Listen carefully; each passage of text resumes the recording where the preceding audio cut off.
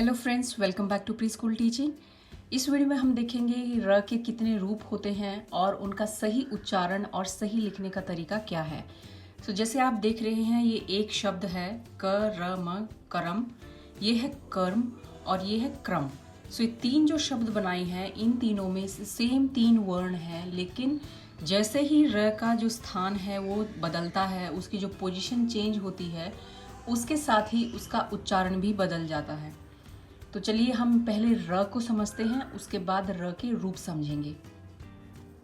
ये देखिए र, अगर ये स्वर रहित र है मतलब उस पर हलंत लगा हुआ है, ये आधा र है। सो र प्लस में जब उसको स्वर मिल जाता है तो ये बन जाता है र। सो र अ र। और जब हम इसको लिखते हैं, इससे संबंधित शब्द जो होते हैं, शब्दों में जब हम इसको प्रयोग करेंगे तो उसकी जो ध्वनि है, जो उसका उच्चारण है, वो पूरा होगा। रात, डरना, रीमा, पूरा।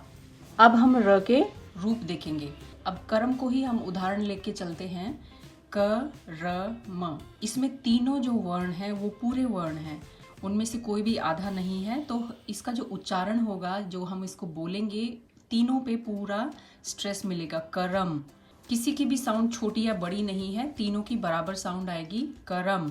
उसके बाद क, और जब र में हलंत लग जाता है तो इसका मतलब र की आवाज़ छोटी हो जाएगी। और म, सो हम इसको बोलेंगे क र म, कर्म। सो म की आवाज़ पूरी आएगी और र म के ऊपर चला जाएगा। इसको हम बोलते हैं रेफ। जब र आधा होता है और वो अपने से अगले जो वर्ण के ऊपर जाता है, उसको हम बोलते हैं रेफ। उसके बाद है क आधा है, र पूरा है और म भी पूरा है, तो क की आवाज़ छोटी हो जाएगी और र की पूरी रहेगी। हम इसको बोलेंगे क्रम। इसमें र की आवाज़ पूरी आएगी और र अपने से जो पहले वाला आधा वर्ण है उसके पैरों में चला जाता है, इसलिए हम इसको बोलते हैं पदेन। जो पैरों में लगा है उसको हम बोलेंगे पदेन। सो जो ऊपर जाएगा वो है रेफ और जो पैरों में आएगा वो है पदेन। सो र के दो रूप होते हैं, रेफ और पदेन। और एक और चीज़ का आप यहाँ ध्यान रखिए कि कुछ लोग इसको मात्रा बोलते हैं। ये र की मात्रा नहीं है, मात्रा सिर्फ स्वरों की ही लगती है और र व्यंजन है, उसमें र के अंदर खुद एक स्वर होता है। सो ये मात्रा के रूप में हम इसको यूज़ नहीं करते हैं, ये र के रूप हैं। क्योंकि हम र को आधा नहीं लिख पाते हैं तो उसको हम दूसरे वर्ण के साथ लगा देते हैं, और अगर पहले वाला वर्ण आधा हो तो हम उसके पैरों में लगा देते हैं। सो देखिए, ये है रेफ। रेफ में र ऊपर चला जाता है और र आधा होता है, इसीलिए जो र का उच्चारण है वो भी छोटा होता है, आधा होता है, र ना कि र। उसी तरीके से पदेन अपने से पहले वाले वर्ण के पैरों में लगता है और र की आवाज़ पूरी होती है, लेकिन जो उससे पहले वाला वर्ण होता है उसकी आवाज़ आधी होती है। अभी आपने देखा है कर्म, उसी तरीके से अगर हम लिखेंगे कार्यालय, अब इसको हम लिखना सीखेंगे कार्यालय। मैंने अभी र नहीं लगाया है। अब देखिए, याल्य। अगर ये आ की मात्रा नहीं होती तो हम र य के ऊपर लगाते, लेकिन ये मात्रा आ गई है तो हम र को मात्रा के ऊपर लगाते हैं। सो ये है इसका सही लिखने का तरीका, जिसमें बच्चे बहुत कंफ्यूज होते हैं।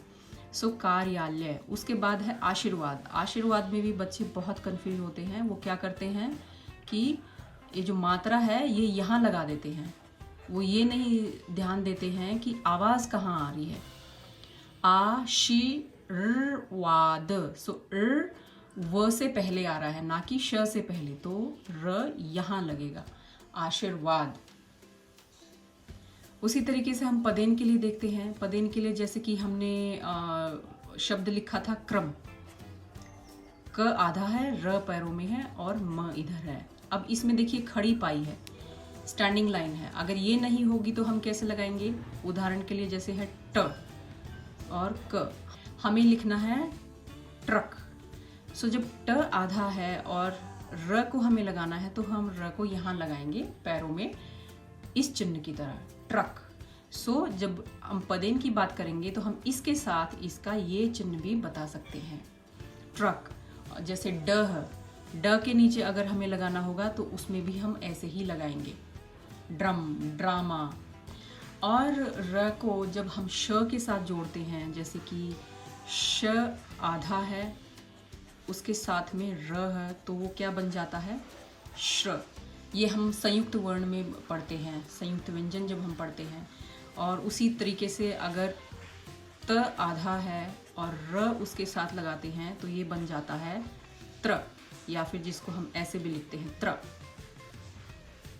और जैसे ह आधा है और उसके साथ अगर हम र लगाते हैं तो ये बन जाता है ह्र, जो ह के अंदर र लगता है। सो ये है पदेन और ये है रेफ। ये है रेफ के उदाहरण। रेफ में जैसे धर्म, आप बच्चे को उच्चारण करने के लिए बोलिए और उसको ये आवाज़ पहचाननी है, धर्म। सूर्य, पार्क, बर्तन, मूर्ति। ये देखिए मात्रा के साथ ही हमने यह लगाया क्योंकि त से पहले र की आवाज़ आ रही है। हार्दिक, निर्माण, जो मात्रा है उसके ऊपर हमने र लगाया है। शर्म, चर्चा, इसमें सेम मात्रा के ऊपर लगाएंगे निर्बल और निर्धन। अब हम देखते हैं पदेन के उदाहरण। उम्र, अब इसमें र पे ज्यादा जोर दिया जाता है। उम्र, चक्र, 15, ड्रम, ड के नीचे र, ग्रह, व्रत, आक्रमण, प्राण, प्रतिदिन, ट्राम। अब बच्चे को अगर उच्चारण सही आ गया है और र के स्थान को पहचानना आ गया है तो उससे संधि विच्छेद और भी आसान हो जाता है। एग्जाम्पल के लिए हम लेते हैं चर्चा। अब इसका अगर संधि विच्छेद बच्चे को करना है तो वो क्या करेगा? च र च आ, चर्चा। जैसे मुश्किल वाला शब्द था आशीर्वाद, जो जिसमें बच्चे कंफ्यूज होते हैं, तो उसमें भी यही है कि र की आवाज़ को पहचानना है कि वो कौन से वर्ण से पहले या बाद में आ रही है, या फिर वो आधी है या पूरी है। उसी तरीके से हम कर सकते हैं जैसे ग्रह।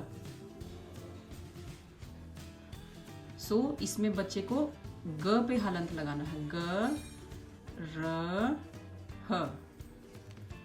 सो इससे संधि विच्छेद भी आसान हो जाएगा।